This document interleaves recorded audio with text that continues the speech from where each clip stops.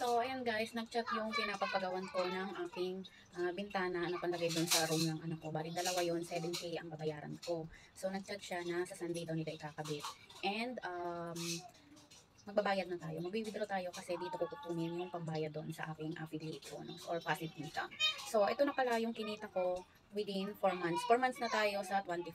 So, ayan. Ito na, naka 47K na tayo and mag-withdraw tayo sa affiliate natin ng magkano yung laman nito. So, withdraw natin yung 13,700 since marami na akong bills na babayaran next week. Dapat sa Monday ko pa ito kukunin. Pero i-withdraw na natin para sa April 5, may bills ako sa 6. So, maka-withdraw ulit tayo ng pambayad. So, withdraw na natin para makapagbayad tayo ng ating loan na 5,500 at saka yung 7,000 na pinagpagawa ko sa bintana.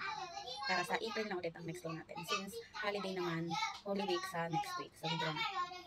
Hintayin na lang natin na dumating yan and then, yun, magbabayad na tayo. So, yan. Ito, ang dami ko na palang pending orders. Ayan na siya, guys. Marami na tayong pending orders ngayon. So, ayan. Bali, ilan na siya? Okay.